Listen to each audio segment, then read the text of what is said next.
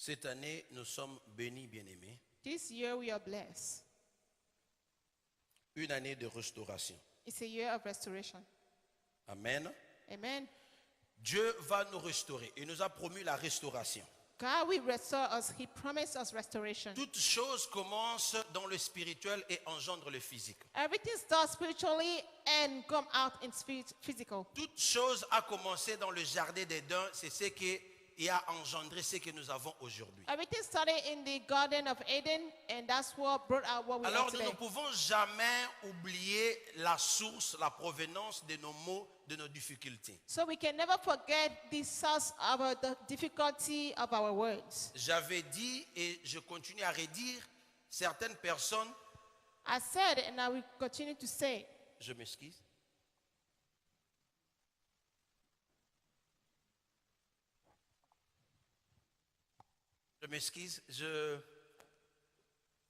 notre sœur, parce qu'il y a la présence de notre père, je voulais même signaler en passant, le père de la maison est là. Pour ceux qui ne le connaissent pas, j'en profite, je m'excuse de faire la pause. Pastor Aaron, can you stand up so they can see you? Thank you. C'est le père de la maison, le pasteur de Rennes, Lewis, my brother. Thank you. Il est venu nous assister ce soir et il sera là. Il va quitter sûrement aux alentours de 20h. Alors nous sommes encore bénis, comme je disais ce soir, et c'est comme ça que je demandais à notre sœur si on peut l'aider à interpréter, comme ça je peux un peu m'envoler. Amen. Je veux m'envoler, serrez vos ceintures parce que Dieu va nous faire du bien ce soir. Alors, je disais que cette année ici, nous avons commencé à parler sur comment activer la restauration. Nous avons vu que pour activer la restauration, il faudrait simplement que nous puissions pas chercher ailleurs, mais dans la parole de Dieu. Et cette année ici, c'est une année où nous sommes en train de lire la Bible jusqu'à ce que nous allons terminer la Bible en entièreté. Amen. Il y a quelque chose vraiment très excitant qui va se passer dans cet endroit. Ce qui va se passer, c'est que le dernier dimanche, le 31 décembre, ça sera le 31 décembre de cette année, ça sera un mardi. Alors le dimanche, le soir, on va se retrouver ici. Alors nous avons besoin simplement de 70 personnes volontaires. J'ai dit 70 personnes volontaires, chiffre 7 montre la sainteté, c'est le jour où Dieu s'est reposé. Mais 70 personnes seront là, nous allons lire la Bible entière. Nous allons lire la Bible en entièreté ce dimanche-là.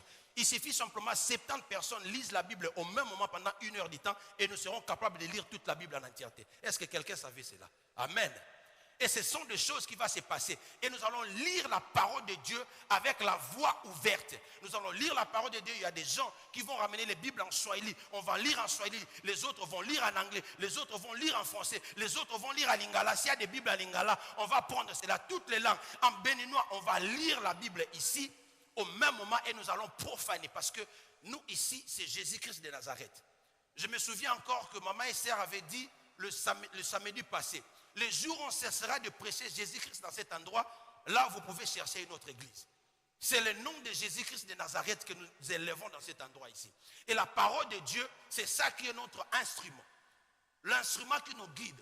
Quand vous lisez la parole de Dieu ouvertement, à haute voix, il y a des choses qui se passent. Amen. Et nous avons vu que pour activer notre restauration, la première des choses, nous devons rentrer dans la parole de Dieu. Amen.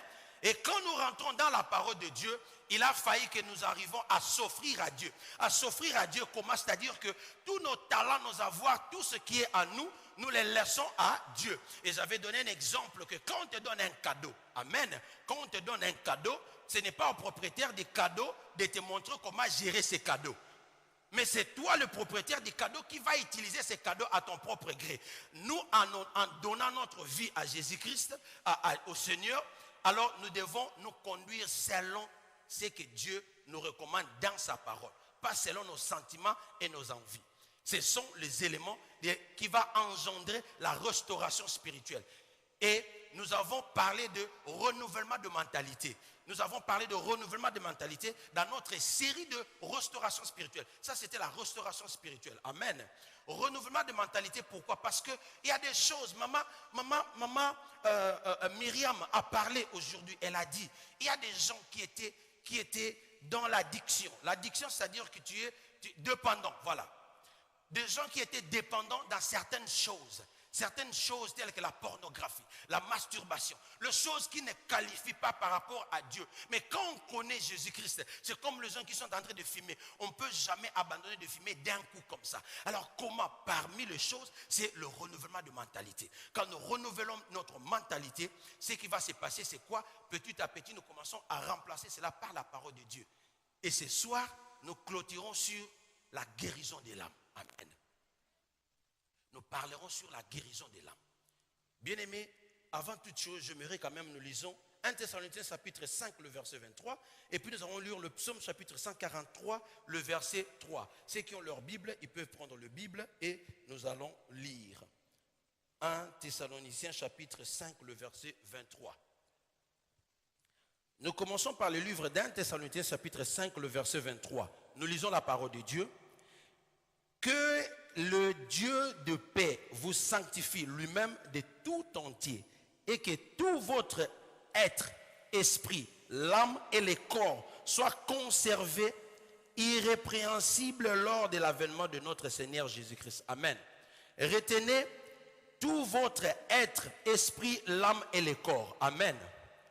Dans Psaume chapitre 147, le verset 3, il dit ceci. Il guérit ceux qui ont le cœur brisé. Amen. Retenez cœur brisé. Et il pense leur blessure. Amen. Vous pouvez vous asseoir. Alors, bien aimé, j'étais en train de dire ceci. Avant toute chose, il ne faudrait pas que nous cherchions toujours à couvrir là où l'eau est en train de suinter. Nous devons toujours partir à la source. Nous avons parlé de renouvellement de mentalité, nous avons parlé de comment activer notre restauration, nous avons parlé comment s'offrir à Dieu. Mais toutes ces choses, bien-aimés, ne peuvent pas être complètes si notre âme n'est pas guérie. Le thème de mon message de ce soir, c'est la guérison de l'âme. La guérison de l'âme que nous sommes en train de parler ici, on est en train de parler par rapport aux mots, c'est-à-dire les choses qui détruisent notre âme. Amen. Les choses qui font que notre âme puisse être malade. Alors, si nous revenons dans 1 Thessaloniciens chapitre 5, le verset 23, pourquoi nous avons lu ces versets? Pour faire voir simplement que l'homme, comme nous sommes là, j'avais dit ça et j'ai continué à répéter, l'homme est formé de 3 à 9. Amen. L'homme est tout d'abord esprit. Si nous lisons dans le livre de Genèse, chapitre 2, nous allons voir que la parole de Dieu dit, Dieu créa l'homme à son image. À l'image de Dieu, il créa l'homme. Mais qu'est-ce qu'il avait fait? Il avait soufflé. Amen. Il avait soufflé en lui. Et l'homme devient une âme vivante dans d'autres versions. Amen. Donc, il y a l'esprit qui est dans l'homme. Il y a l'âme qui est dans l'homme. Et tout ça, il faut un corps. Amen.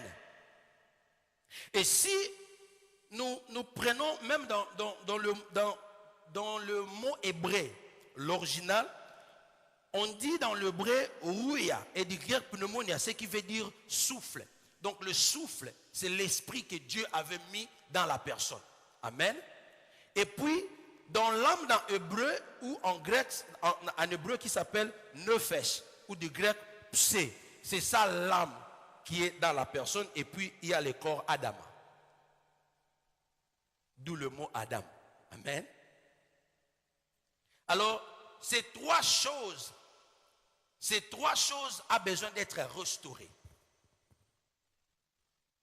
Et ce soir, nous allons parler de la restauration de l'âme, c'est-à-dire la guérison de l'âme. Et la différence pour mieux comprendre avant que nous puissions entrer dedans, c'est que vous allez voir que l'âme, en fait, entre le corps, l'esprit et l'âme. L'esprit, c'est ce qui est lié par rapport à ce que nous appelons en lingala bonzambe. Amen. C'est le spirituel. Mais l'âme peut ou ne pas être spirituelle. Amen. L'âme, en fait, c'est ce qui est lié par rapport à notre cœur. L'âme, c'est ce qui est lié par rapport à nos sentiments. L'âme, c'est ce qui est lié par rapport à nos émotions. L'âme, c'est ce qui est lié par rapport à nos expressions. Amen. J'avais parlé quand j'avais expliqué ça l'autre fois, quand j'avais parlé de s'offrir à Dieu. Ce qui se passe, c'est quoi? Ce qui se passe, c'est que quand nous naissons, j'avais dit ça, il y a deux choses qui se passent. Il y a ce qu'on appelle les génotypes et puis il y a ce qu'on appelle les phénotypes.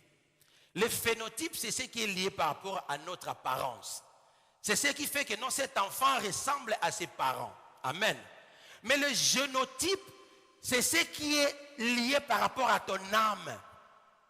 Tout ce qui est comportement. Cet enfant ici a un caractère là, il ne parle pas trop. Amen. Est-ce qu'on est en train de comprendre?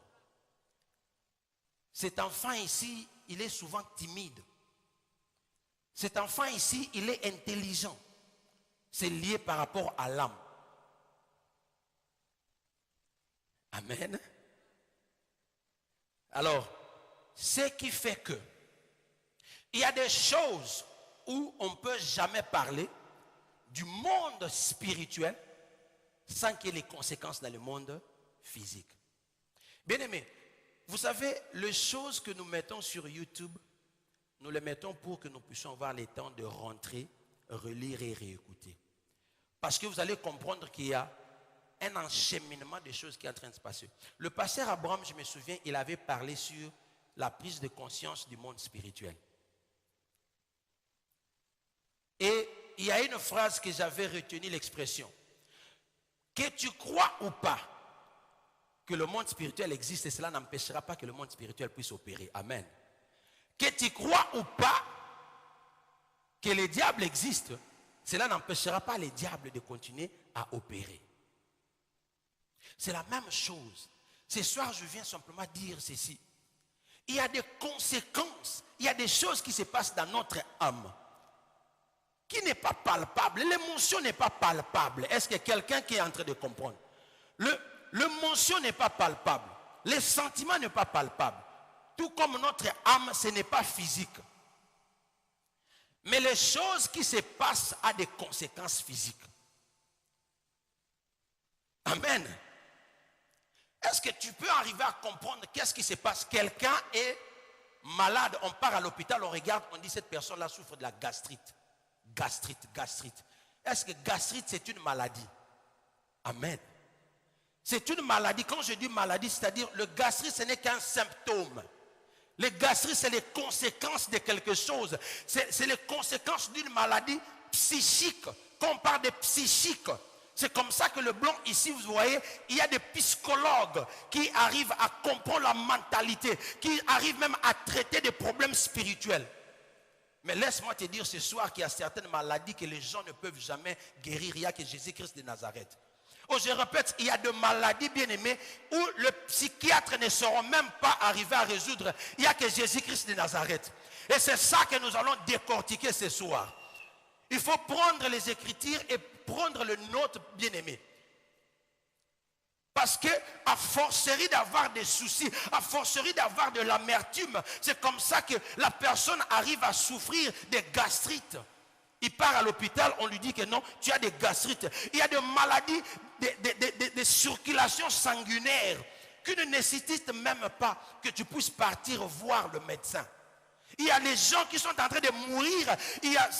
Aujourd'hui, c'est devenu populaire en Afrique, spécialement au Congo. AVC. AVC, c'est lié par rapport à quoi, bien aimé? C'est par rapport à l'émotion. C'est une maladie de l'âme. C'est par rapport à l'âme.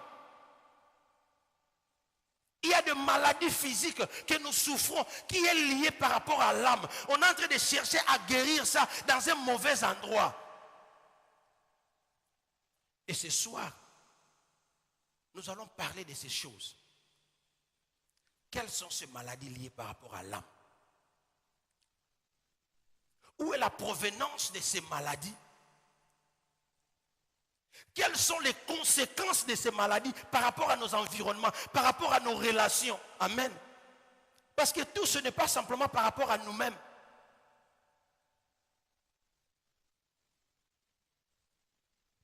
De maladies cardiovasculaires, de maladies arithmétiques. Est-ce qu'il y a quelqu'un qui connaît une maladie ici qu'on appelle ulcère? J'ai appris ça simplement ici. J'étais au Congo en Afrique, je n'ai jamais entendu parler de ulcère. Mais je suis arrivé ici, j'ai trouvé une maladie qu'on appelle ulcère. Cette maladie-là te fait que tu puisses arriver même à vomir, à cracher du sang. Tu puisses arriver à aller te soulager, il y a le sang qui est en train de sortir. Il y a des brûlures qui sont en train de se passer au niveau de ton estomac, qui commence à se froisser. Il y a même les intestins qui est infecté. Mais tu pars là-bas, même le médecin te dit, la première des questions qu'on te pose, c'est est-ce que tu as des problèmes? Tu penses à quoi? Amen. Ce sont des maladies qui sont là par rapport à, qui viennent par rapport à des maladies spirituelles. Amen. Et quand on parle de maladie spirituelle, en fait, c'est quoi la maladie spirituelle ou la maladie de l'âme? La maladie de l'âme, c'est quoi? L'amertume, par exemple, c'est une maladie de l'âme. L'amertume, l'amertume. L'amertume, quand nous lisons le livre d'1 Samuel chapitre 10, le verset 1 Samuel chapitre 1, le verset 10, il dit, l'amertume dans l'âme, Anne pria l'Éternel et versa de pleurs. Amen. Anne qui n'arrivait pas à accoucher, elle n'arrivait pas à avoir des enfants. Elle avait de l'amertume. Seigneur, pourquoi tu m'as abandonné? Amen. L'amertume, l'amertume, l'amertume, c'est une maladie de l'âme. Tu cherches à te marier, le mariage n'arrive pas. Ça te cause de l'amertume. Amen. La tristesse, la tristesse. La tristesse est différente par rapport à l'amertume. La tristesse, c'est une maladie. Est-ce que le psychiatre peut traiter la tristesse? Est-ce que les docteurs peuvent traiter la tristesse? Amen. Il n'y a que Dieu qui peut résoudre ce problème. Il n'y a que la parole de Dieu qui peut résoudre ce problème. Il y a l'angoisse, l'angoisse. Quelqu'un qui est angoissé. Même quand on parle de la tristesse, vous allez voir que même David, si vous lisez, vous pouvez prendre le note. Vous lisez dans le livre de Psaume chapitre 38, le verset 6. Vous allez dire, David a dit, mon âme est toute troublée. Et toi l'Éternel, jusqu'à quand? Ça c'est le roi David qui est en train de dire. L'angoisse, l'angoisse. Genèse chapitre 42, le verset 21. Il s'est dit alors l'un à l'autre, oui, nous avons été coupables envers notre frère, car nous l'avons vu l'angoisse de son âme. C'est quand on avait vendu Joseph. Amen. Ils se disaient entre eux-mêmes. Il y a la plus grande de maladie de l'âme, c'est les blessures. Quand on parle ici, on parle de blessures internes. Amen. Les blessures internes, ce sont des maladies de l'âme. Tu as été blessé. Quelqu'un t'avait fait du mal. Quelqu'un que tu t'es confié. Un père spirituel. Un père physique. Une amie, un ami. Tu ne croyais pas. Tu te disais vraiment c'est lui-là. Tu avais donné ton âme à lui. Il t'a blessé. Un mari, un fiancé. Tu te disais vraiment on va se marier. Amen. Les soucis, les chagrins. Les soucis et les chagrins. Mais dans le deux, qui est plus important, c'est les péchés. Amen. Les péchés, les péchés. Les péchés, c'est une maladie. Les péchés, c'est une maladie. Les péchés, c'est une maladie. Amen. Le péché, c'est une maladie. J'insiste là-dessus. Le péché, c'est une maladie.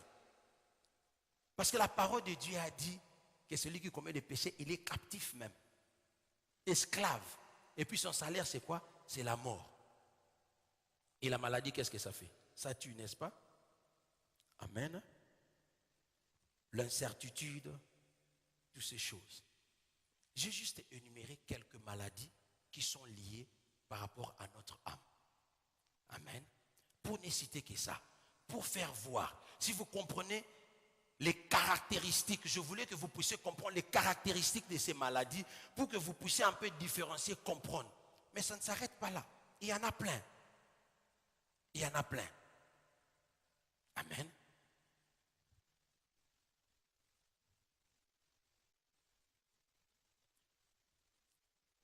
Alors, qu'est-ce qui cause ces maladies? L'agent causal, l'agent vecteur de ces maladies. Amen. Il y a plusieurs choses qui causent ces maladies, bien-aimés. J'avais parlé de ça au début. J'avais dit il y a ce qu'on appelle les facteurs héréditaires. Ce que nous avons hérité par rapport à nos parents. Amen. J'avais dit qu'il y a le phénotype, le génotype dans l'homme.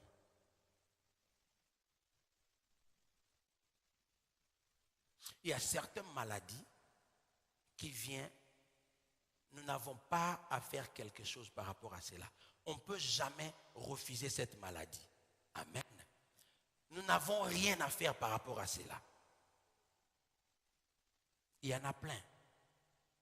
Les gens, par exemple, qui souffrent de SS, anémie SS, en fait, c'est la diminution du sang, perte de sang. Ces personnes-là, les statistiques montrent même que non, ce sont des personnes qui ne dépassent même pas 21 ans d'âge. Une vingtaine. À partir de là, en tout cas, ils vont partir. Amen. Ce n'est pas quelque chose qui est contagieux. On est avec ça comme ça. Les parents ont hérédité ça par rapport parce que nous sommes des pécheurs. C'est venu comme ça. Maintenant, dès que ça a entré dans la famille, et ça va continuer à descendre. Amen. Ces maladies, on ne peut rien faire par rapport à cela. C'est ça qu'on est en train de parler par rapport à des maladies héréditaires. Aujourd'hui, la science a tellement évolué que on peut, il y a des fois, arriver, spécialement en Europe, dans des pays développés, on peut arriver à sauver les enfants qui sont issus de mamans séropositives, qu'on parle de VIH-Sida. Mais jadis, ces enfants naissent automatiquement hérédites de cette maladie de leurs parents. Malgré cela, il y a toujours la probabilité que ces enfants puissent arriver à être contaminés. Amen. Donc, il y a tant, je ne suis pas un médecin, c'est le peu que je voulais montrer simplement ce qui est lié par rapport à ce qu'on peut arriver à hériter de nos parents.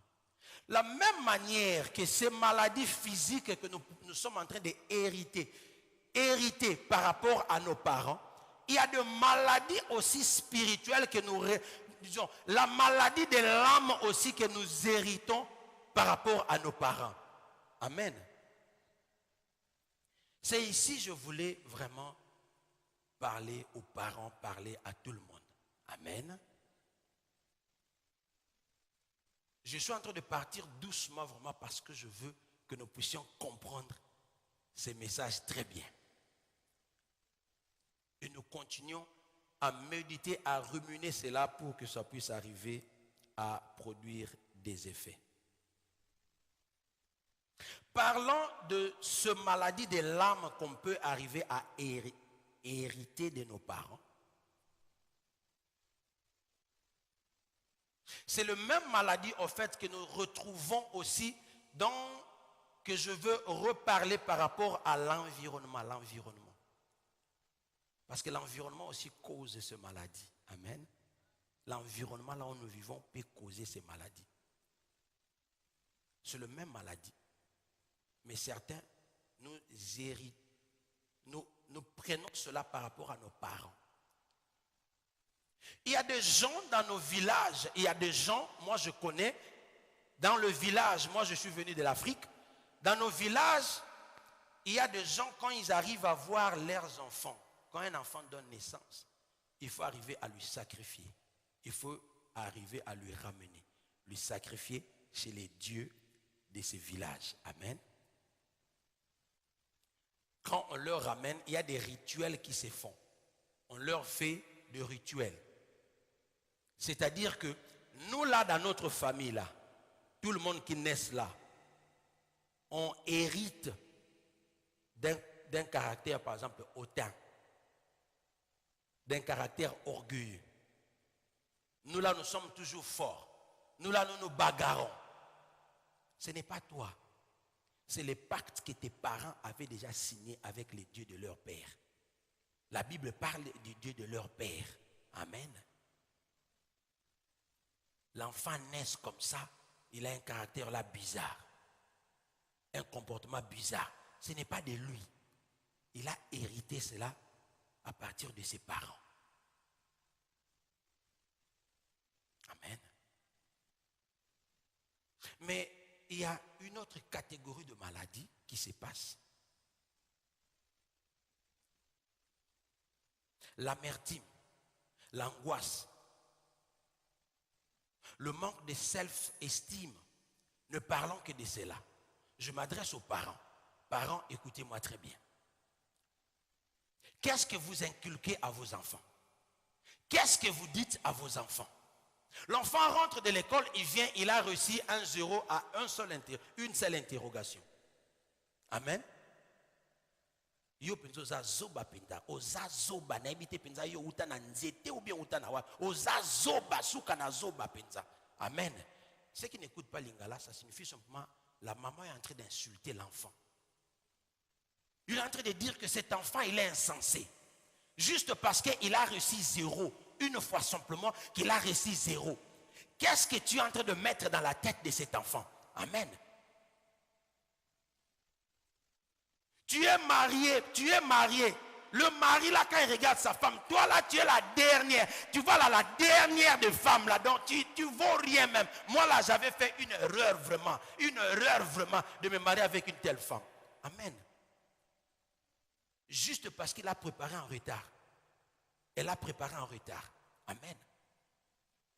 Qu'est-ce que tu es en train d'inculquer? La femme reste, elle commence à poser la question, moi, qu'est-ce que je suis venu faire dans ces mariages ici? Amen.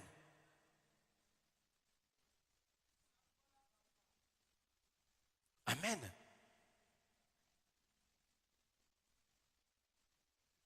Ces choses bien-aimées, il faut comprendre une chose. J'ouvre une parenthèse. L'homme et la femme parlant de marier, l'homme et la femme la perception de choses différentes. C'est la manière dont Dieu nous a créés. La femme est plus émotionnelle par rapport à l'homme.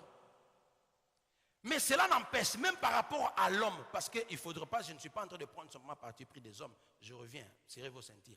Mais je parlais par rapport à la femme. La femme est très sensible, la femme est émotionnelle. Mais nous les hommes là, alors il faut faire attention par rapport à qu'est-ce que tu es en train de faire sortir à ton conjoint. Amen. Qu'est-ce que tu es en train de faire sortir par rapport à tes enfants? Toi là, tu ne sauras jamais travailler. Toi là, tu ne sauras jamais travailler. Tu ne feras jamais le travail. Tu ne sauras jamais faire le travail à la maison. Toujours les téléphones. Amen. Vous parlez à vos jeunes filles comme ça. Mais ici, nous ne sommes pas en Afrique. Amen. La vaisselle, il y a des machines à vaisselle. Les habits, il y a des machines pour les habits. On met à la maison. On n'est pas en Afrique, bien-aimé. Non, j'aimerais marteler sur ce point-là. Nous ne sommes pas en Afrique. Parents, nous ne sommes pas en Afrique. Si toi, tu as marché à pied pour aller à l'école, lui là, il prend le bus. C'est son droit, bien-aimé. Le parent, nous devons travailler pour que nos enfants puissent partir de mieux en mieux. Mais comment toi, tu continues à rappeler à ton enfant là, tu vois là, nous quand on était au village là, à ton âge là, moi j'étais en train de balayer la maison. Tu vois, moi là, on était au village là, moi là, j'étais en train de ramener. Je ne dis pas que les enfants doivent être des tétis. Mais regarde qu'est-ce que tu es en train d'inculquer à tes enfants. Qu'est-ce que tu es en train d'inculquer aux enfants? Oui, les enfants doivent travailler. C'est vrai. Mais ce n'est pas parce que il a pris son téléphone en train de regarder le téléphone, tu vas dire que non, l'enfant ne travaille pas. Amen. Aujourd'hui, là, la technologie a pris de place. Les autres que vous êtes en train de voir avec les iPads là, c'est les histoires de l'école. Ici, dans la ville de Louisville, une parenthèse simplement, toutes les écoles, on a un projet d'ici 5 ans, tout élève aura un iPad qui va ramener à la maison. Tout devient digitalisé. On va commencer à faire les devoirs, tout sur Internet. Maintenant, tu es en train de l'empêcher. Il doit partir au travail. Il doit savoir utiliser l'ordinateur, utiliser ces choses. Maintenant, toi, tu es en train de lui remettre que non, vous là au pays, vous là au pays, vous là au pays. Est-ce que tu es en train de lui faire qu'il puisse progresser ou bien puisse régresser? Et ces choses, à forcerie de dire, tu ne sauras jamais le travail, tu ne sauras jamais le travail. Qu'est-ce que tu es en train de lui mettre dans la tête? L'enfant commence à marcher stressé. L'enfant commence à marcher angoissé. L'homme qui continue à dire à sa femme, tu es bon à rien, tu es bon à rien, parce qu'elle n'a pas pu mettre quelque chose, connaître quelque chose. Ça crée une maladie, la stress, dans l'âme de la personne. Amen. Quand on parle, donc c'est ça en fait, qu'on est en train de parler de l'environnement, qu'on est en train de parler de la famille. Ça, je suis même d'abord à l'intérieur de la famille. Amen. Il y a les filles qui ont été violées dans des maisons, spécialement en Afrique. Celui-là, c'est l'oncle. Celui-là, même il y a des tribus, je ne sais pas moi, au Bénin ou au Congo-Brazzaville, vous avez ce genre de tribus. Chez nous là, il y a même les parents qui acceptent même de prendre leur fille là, de leur donner à des oncles. Oh non, Kinswidi. Kinswidi, c'est quoi? Amen. Mais ça, c'est du viol. Ça, c'est de l'inceste. Amen. Vous prenez les enfants, ceux qui ont de l'argent. Vous qui me suivez, bien aimés, en Afrique, il faut faire très attention avec vos enfants. Il y a un chauffeur qui est là, tu prends les enfants, tu donnes avec le chauffeur. Mais tu ne sais pas qu'est-ce qu'il part faire avec ces enfants-là. Nous, on a vu, amen. On a vu les enfants qui sont devenus qui ont été abusés par le chauffeur. Parce que le papa, le domestique même, à la maison. Et ces choses, ça cause quoi? Ça cause de l'amertume, ça cause de problèmes de l'âme de la personne. Amen. Les gens qui ont été violés, quand on parle de l'environnement, quand on parle même de pays, on parle même de conditions. L'Afrique là, les gens qui sont à Béni par exemple, parlons pour ceux qui ne connaissent pas Béni, c'est une province de l'Afrique. Les gens qui sont venus, qui ont subi les atrocités. On est en train de violer un enfant en présence de ses parents. On a violé la femme en présence de son mari. Et après, on l'a même tué. On a tué le mari en présence de son épouse et de sa femme. Il a vu cela. Comment cette âme, la femme là, comment elle sera? Amen. Un enfant qui ne voit que son père à chaque fois tabasser sa maman. Je ne sais pas si s'il y a quelqu'un qui fait ça dans la maison, il faut arrêter, bien aimé. Parce que les chrétiens, c'est comme ça. En fait, c'est une chanson. Une chanson, les chrétiens, ils disent, on ne se bagarre pas physiquement, on se bagarre spirituellement. Mais quand cette chanson-là se lance, ça signifie là-bas, là, la femme est en train de subir. Hein. On est en train de taper, mais on fait ça du sarcasme. Du sarcasme. Amen. Dans le mariage, là, on attend d'abord tous les enfants, là, ils vont dormir. Et puis tu vois là, seulement le mari, là, il est toujours là, il regarde la télé, là, donc il attend. Il envoie même les enfants très avant, là. Il faut aller dormir. Et à certains, ils n'attendent même pas. Amen. Cet enfant-là, cette fille-là, qui te voit boxer sa maman à chaque fois, la femme est devenue un sac de boxe. J'ai dit, la femme est devenue un sac de boxe. Pour toi, la femme est devenue un sac de boxe. Amen. Ce n'est pas un sac de boxe. Ces enfants-là sont en train de voir. Bien aimé, j'ai une fille que je connais personnellement. Je cause avec lui. Je ne peux pas, pour raison de sécurité, de confidentialité, je ne peux même pas vous dire dans quel état. Mais c'est ici aux États-Unis. J'ai vu cet enfant-là. Je suis arrivé aux États-Unis. L'enfant avait, je crois, 8 ans, 9 ans. Non, pas 9 ans. 12 ans sûrement, maman Esther, si je tort. Son papa et sa maman. Ils se chamaillent tous les jours, tous les jours. Le papa tabasse la maman. Ils sont nés à 3. 3 filles, tous sont des filles. La fille nous a dit un jour, on était en train de causer avec elle. Elle m'a dit, Papa Muller, moi je ne me marierai jamais. J'ai dit, pourquoi tu ne te marieras jamais? Elle dit, à cause de ce que je vois, la femme, elle est rien par rapport à l'homme. L'homme ne respecte pas la femme. Moi là, je ne me marierai jamais. Vous comprenez un peu? Cette fille-là, elle a 29 ans ou 30 ans aujourd'hui. Tous les hommes sont passés. Moi-même, j'ai envoyé les hommes. Que ce soit ta spiritualité, que ce soit quoi. Elle a déjà cette image-là dans sa tête. Tous ses petites sœurs sont mariées. Aujourd'hui, ils ont des enfants. L'autre venait d'accoucher il n'y a même pas longtemps. Elle a dit, elle ne se mariera jamais à cause de ce qu'elle a subi. Amen.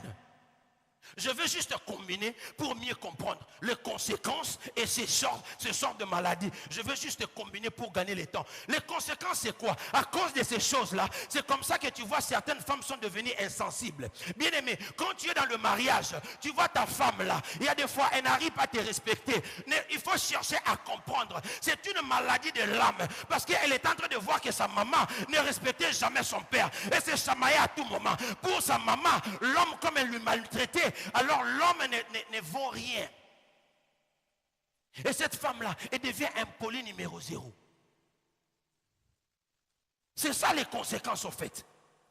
Cette personne-là que tu vois, il est devenu insensible à des problèmes des gens. Toi là, même si tu as le deuil là, je m'en fous là. La cotisation là, je ne fais pas. Parce que moi là, quand j'avais le deuil, ma mère là, quand elle était morte là, on n'avait pas contribué pour moi. On n'avait pas donné les choses pour moi. Amen. Cette femme-là qui avait déjà divorcé avant. Mais qu'est-ce qu'elle va enseigner à sa fille? Amen. Qu'est-ce qu'elle va dire? Même si toi, l'homme là, tu pars encore chercher à lui prendre là en mariage, elle va refuser. Il y a les conséquences, bien aimé. Ce monsieur-là qui est en train de te tabasser à tout moment là, c'est parce que lui aussi il était en train de voir son père comment il était en train de tabasser sa mère tous les jours.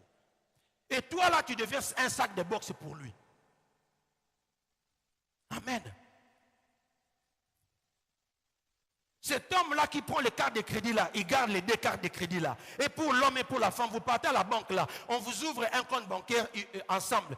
Il te flatte là, oui, on va ouvrir un compte bancaire ensemble, bien aimé. Et chérie, on va ouvrir un compte ensemble. Comme ça, on va gérer tout l'argent très bien. Et puis on part là, on met. Quand tu trouves le travail et dis à la femme, oui, toi tu prends ça, tu pars comme ça, l'argent va commencer seulement à venir dans ce compte ici, on va gérer cela. Amen. Hein?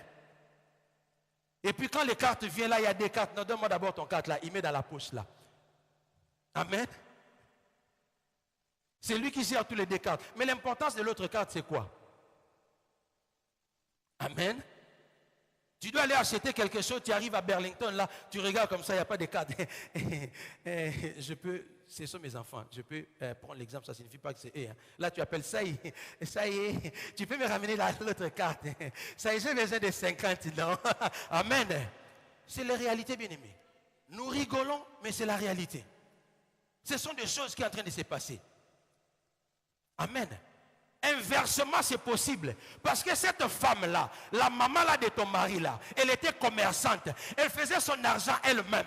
Et maintenant là, tu es marié. Ton mari là, il dit, mon compte bancaire, c'est moi. Toi, la femme là, tu as ton propre compte bancaire. Ton propre compte bancaire. Moi là, mon argent, c'est moi. Mon argent, c'est moi. On ne met pas ensemble. Il n'y a pas de problème de mettre l'argent ensemble.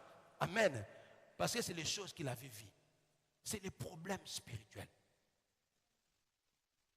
C'est les problèmes spirituels. Tu vois cet enfant-là impoli, tu vois cet enfant-là. Il est impoli. Il ne respecte pas les aînés. Mais allez voir dans leur maison. Regarde l'historique. Là où il vit. Amen. Quelqu'un, tu as mis confiance. Tu as donné confiance.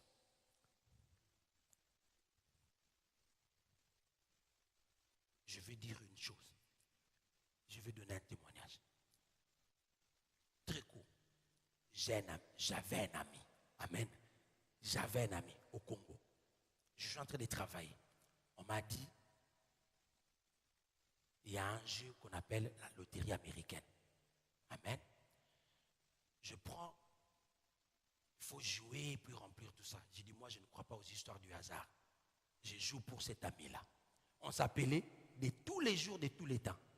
Amen. Cet ami-là, on s'appelait de tous les jours, de tous les temps.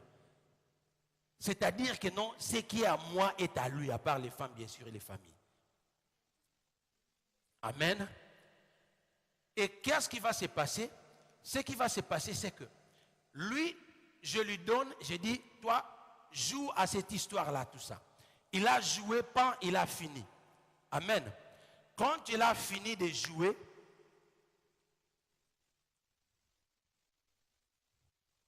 merci maman, que Dieu vous bénisse.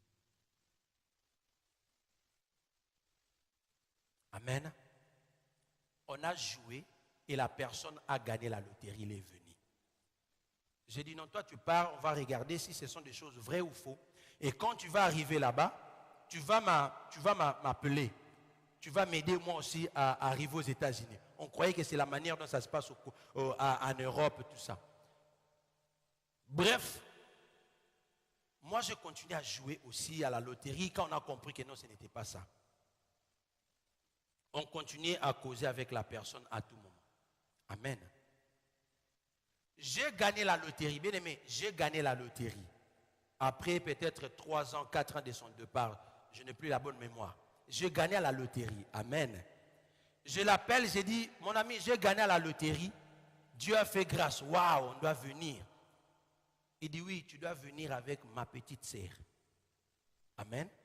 Il m'a donné la condition. Il dit, tu dois arrêter, tu dois laisser ton épouse, ton enfant, et puis tu vas venir avec ma petite sœur.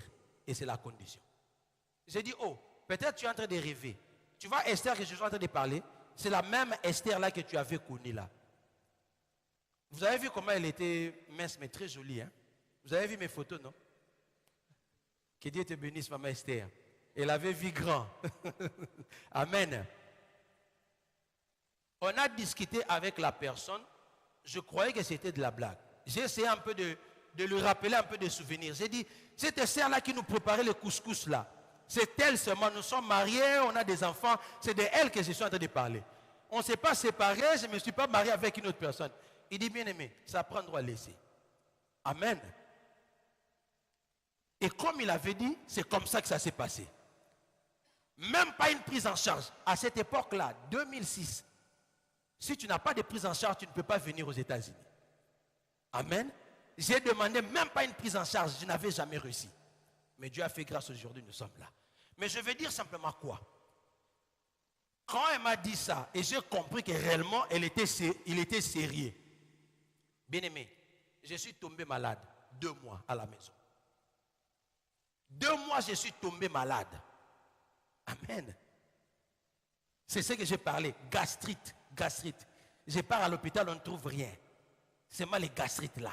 J'ai dormi. J'ai dit voilà, la vie là, la vie est partie, c'est moi comme ça. Amen. La vie est partie. C'est ça en fait, le blessure. Amen. Je dois vous avouer, ça m'a pris au moins 2 à 3 ans pour arriver à pardonner ces bien-aimés là. Amen.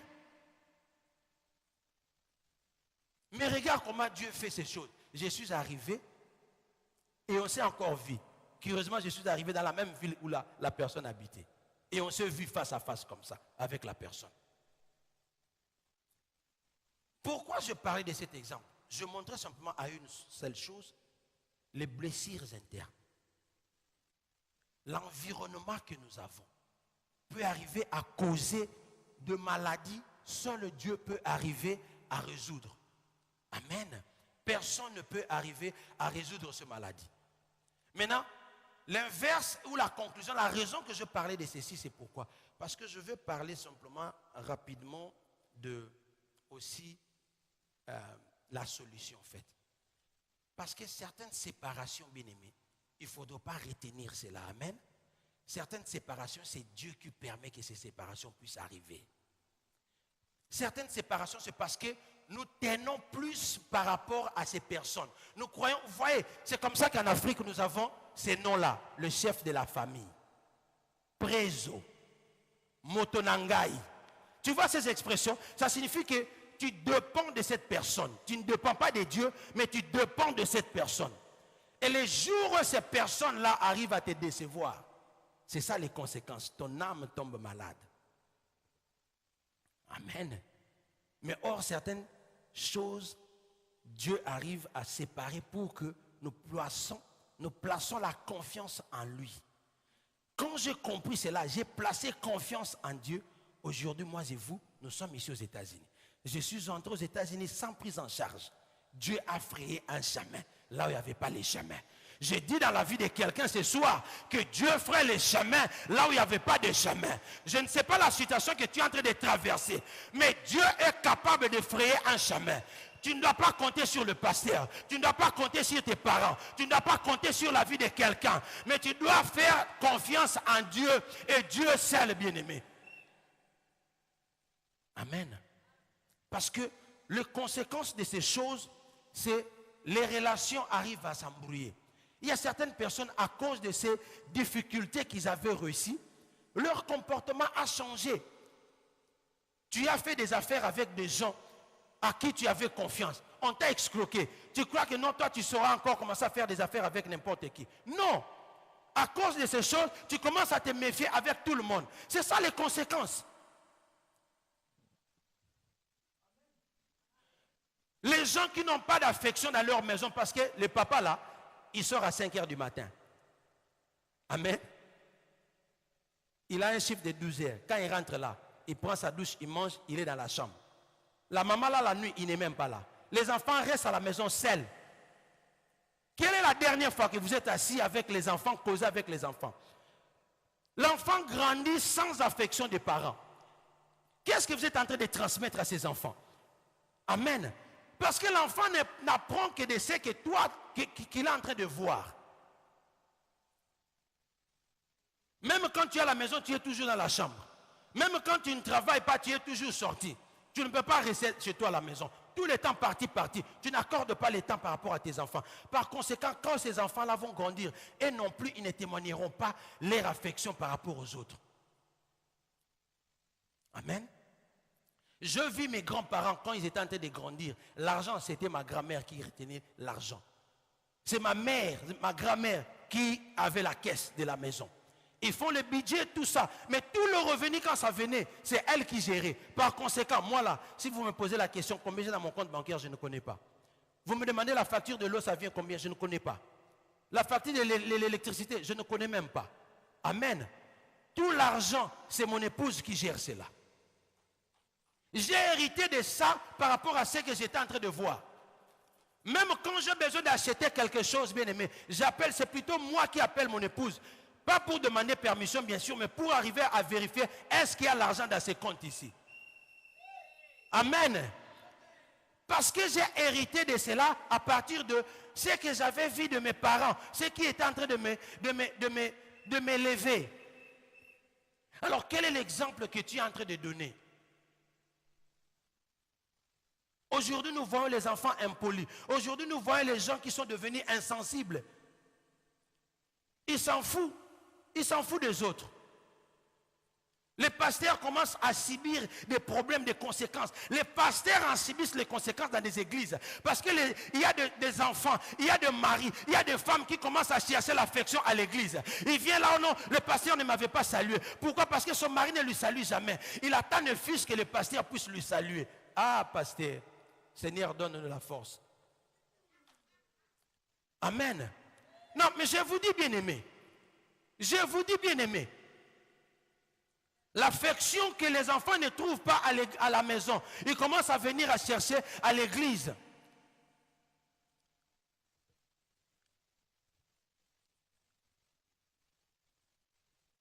Tu viens comme ça, tu dis simplement quelque chose comme ça, par rapport, le pasteur vient seulement, il dit un mot simplement comme ça. Tu sens déjà la personne a une résistance là. Ma soeur, tu es venue en retard directement. Oh, pourquoi? Parce que son mari, tout ce qu'il fait, c'est arriver à le condamner, c'est arriver à le critiquer. Par conséquent, c'est les mêmes problèmes que nous commençons à subir à l'église. Quand j'ai fait les affaires, ça n'a pas marché. Quand on dit que non, donnez l'argent et puis on va acheter la caméra, il dit, ah, l'argent là, je vais donner, est-ce qu'on va réellement acheter la caméra? Parce que ce que j'étais à donner de l'autre côté, on n'a jamais fait ça. Amen. Ce sont des problèmes. Mais la bonne nouvelle est que, bien aimé, comme nous avons dit, voici ce que la parole de Dieu a dit. Le Seigneur a dit, venez à moi, vous tous qui êtes fatigués, et je vous donnerai. Amen. Il y a certaines de ces maladies, le psychiatre ne peut jamais donner la solution. Le médecin ne peut jamais donner la solution. L'amertume, l'angoisse, le blessures interne. Toi, tu as un problème avec quelqu'un, tu n'as jamais pardonné. Tu sais bien aimé, quand quelqu'un te fait du mal, tu as ces blessures internes, tu n'as jamais pardonné. Ça te ronge et toi aussi. Ce n'est pas simplement lui, mais ça te ronge aussi. Amen. Ça te ronge aussi. Et c'est comme ça que moi, votre pasteur, depuis que j'ai compris cela, et j'ai placé ma confiance en Dieu. Tu me déçois, tu m'insultes, tu fais tout, comme le pasteur Abraham a toujours dit, I don't care. Amen. Même si tu m'insultais, parce que quand je viens à cet endroit ici, je sais ce que je viens chercher. Quand je me réveille le matin, je plie mes genoux, j'invoque le nom de Jésus-Christ de Nazareth. Je sais que celui qui dirige mes pas, c'est Jésus-Christ de Nazareth. Celui qui m'a donné mes enfants, c'est Jésus-Christ de Nazareth. Celui qui m'a donné cette femme, c'est Jésus-Christ de Nazareth. Celui qui m'a donné ce ministère, c'est Jésus-Christ de Nazareth. Tu peux insulter, tu peux faire tout ce que tu peux arriver à faire. Ça ne me découragera jamais, ça ne changera jamais. Voilà pourquoi j'ai dit tout ce que tu peux arriver à faire. I don't care. I don't care. I don't care. Il faut comprendre, bien aimé. Il y a une chose, je suis en train de parler à quelqu'un. Il y a une chose qui s'est passée dans la vie de Joseph. Joseph, on a découvert en lui. On a découvert en lui ce qui sera demain. Il y avait une étoile, mais Joseph n'avait pas encore compris ce qui était en lui. Et c'est comme ça que ses frères étaient en train de lui combattre. Il y a certaines personnes qui sont en train de te combattre parce qu'ils avaient vu ce que Dieu avait mis en toi. Il ne faudrait pas que tu t'ablesses. Il ne faudrait pas que tu prêtes attention par rapport à cela. Quand tu viens plus loin, tu vas voir que David a été déjà choisi. En brousse, pas en présence des gens. Les gens ne connaissaient pas cela. Dieu l'avait déjà choisi. Amen. Même quand il était en train de venir combattre Goliath, il était en train de venir combattre dans la victoire. Toi là que tu es en train de me regarder, bien aimé, tu es en train de combattre dans la victoire. Est-ce que moi quand je pars à Walmart, je vais aller acheter des histoires? Parce que j'ai faim, j'ai besoin de manger. L'argent là, est-ce que c'est pour ces caissiers là? C'est mon argent, amen. C'est que c'est là, même si elle me regarde avec un air bizarre là. Est-ce que c'est la raison pour moi je veux rentrer à la maison? Non. C'est mon argent. Ce n'est pas ton Walmart. Amen. Ce n'est pas ta terre. La terre appartient à Dieu. Oh, ce n'est pas ton église. L'église appartient à Dieu. Ce n'est pas la famille. Cette famille appartient. Oh. Pourquoi tu dois prêter attention par rapport à ce que les gens disent de toi? Pourquoi tu dois angoisser ton âme? Voilà la solution numéro 1. Bien aimé, quand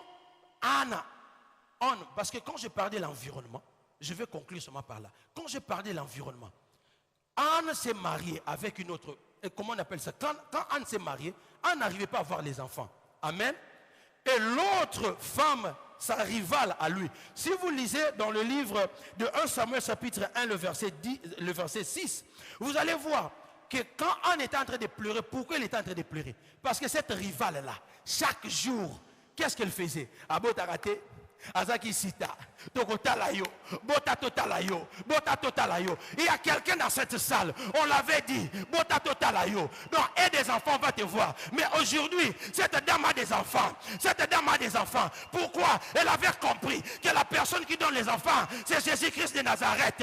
Elle avait compris que ce n'est pas en répondant à ces personnes que moi je vais prêter attention. Bien aimé, il y a des choses qui se passent dans cet endroit. Il y a des choses qui se passent dans cet endroit. Il y a des gens qui connaissent, je vais dire à quelqu'un, il y a des gens qui connaissent que le simple fait d'être à Calvaire Centre Chrétien, il y a des choses qui se passent dans cet endroit. Et à forcerie de cela, voilà pourquoi on est en train de vous combattre. Alors je vous prie, je vous supplie, bien aimé, il ne faut jamais remettre le mal par le mal. Il ne faut jamais prêter attention par rapport à des personnes qui vous critiquent, qui vous calomnient. Parce que vous ici, vous venez chercher Dieu. À cet endroit, il y a les gens qui sont guéris de maladies incurables. Il y a des gens qui n'arrivent pas à avoir des enfants, ont des enfants. Il y a des gens qui arrivent à avoir des promotions. Il y a des gens qui achètent des maisons. Mais qu'est-ce que tu cherches encore? Pourquoi arriver à passer ton temps? Mais par rapport à l'âme, bien-aimé, par rapport à l'âme, j'ai dit la guérison de ton âme, c'est la prière. Amen. Anne est partie, elle a commencé à prier. Elle a prié parce qu'elle savait que la solution ne vient que dans la prière. Par rapport à sa situation, elle a invoqué Dieu. Qu'est-ce qui s'est passé? Dieu a donné un Samuel. Amen. Quand Jonas, on l'a avalé dans le ventre de poisson, qu'est-ce qui s'est passé? Il a prié. Amen. Et Dieu a fait quoi? Il a écouté. Même dans le ventre de poisson, Dieu l'a. Par rapport à de mauvaises pensées que tu as, par rapport à cette amertume que tu as, prends l'amertume, remplace cela par les promesses de Dieu. Remplace l'amertume par les promesses de Dieu. J'ai dit remplace l'amertume par les promesses de Dieu. Et pour cela, ça nécessite quoi? C'est lire la parole de Dieu. Amen. Les livres de Timothée, ça dit, la parole de Dieu, il est une lampe pour nous éclairer, pour nous diriger, nous corriger, afin que nous puissions être équipés, savoir comment marcher. Je ne sais pas ton problème ce soir, mais c'est là où je voulais terminer. Pour que toutes ces choses-là arrivent, il y a une condition, bien-aimé. Condition, une seule condition, c'est donner ta vie à Jésus-Christ. S'il y a quelqu'un qui n'a pas encore accepté Jésus-Christ dans sa vie, est-ce qu'il y a quelqu'un dans cette salle qui n'a jamais accepté Jésus-Christ comme Seigneur et Sauveur? Amen. Tu dois donner ta vie à Jésus-Christ. Accepter Jésus. Parce que c'est comme ça que lui il a dit, vous avez des fardeaux, venez en moi et je vais décharger ces fardeaux. Amen. Lire la parole de Dieu. Parce qu'à fortiori de lire la parole de Dieu, vous saurez maintenant comment à renverser ces paroles mauvaises qui marchent dans votre tête. Amen.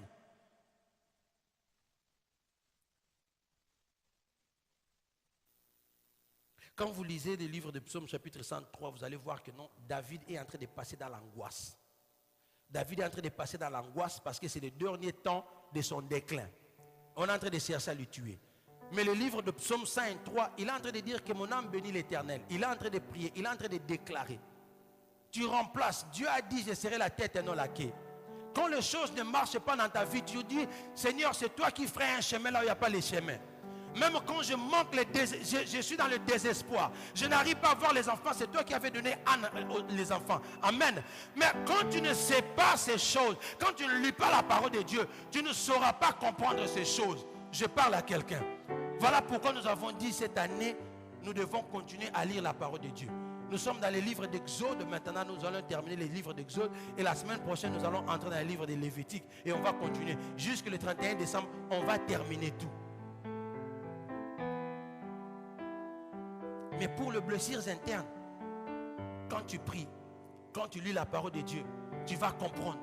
La seule chose que Dieu a dit, c'est quoi? C'est arriver à faire quoi? À pardonner. Car le pardon libère, c'est ce que la parole de Dieu a dit. Alors ce soir, nous allons examiner nos vies. Nous allons chercher à comprendre qu'est-ce qui se passe. Qu'est-ce qui ne marche pas. Inversement, toi qui es victime, je parle de victime. Le victime, tu dois regarder qu'est-ce qui cause l'amertume dans ta vie. Qu'est-ce qui cause que tu n'arrives pas à atteindre les promesses de Dieu? Parce que ça bloque afin que tu puisses arriver à avoir les promesses de Dieu. Et pour les autres, l'autre camp, c'est-à-dire, on devait les appeler les acteurs, mais ce ne sont pas les acteurs. De l'autre camp, spécialement quand tu es marié, observe le comportement de ton épouse. Observe le comportement de ton mari. Comment ton mari se comporte vis-à-vis en toi. Comment ta femme se comporte par rapport à toi. Si ta femme elle est impolie, voilà pourquoi le conseil prémarital est important. Voilà pourquoi chercher à comprendre ta femme là, elle est venue de quelle famille, c'est très important. Quelles sont les coutumes de ton épouse, parce qu'il y a certaines choses qu'il a héritées, ce n'est pas lui. Quand elle est impolie, insolente, ce n'est pas lui. Quand il est trop coriace comme ça, ce n'est pas lui. Quand il n'est pas généreux, ce n'est pas lui. Ce n'est pas elle. Maintenant, qu'est-ce que tu dois faire? Tu dois commencer à prier pour elle. Tu dois commencer à prier pour lui. Vous devez avoir des conversations. Vous devez avoir le temps de prier ensemble. Amen. Nous allons nous mettre debout, bien-aimés. Nous allons tous nous mettre debout dans sa présence. Nous allons prier maintenant. Je ne sais pas ton problème. Je ne sais pas dans quelle situation tu es en train de te retrouver. Le pasteur est là. Les intercesseurs sont là. Si tu as un problème particulier, tu viens même nous trouver après le culte.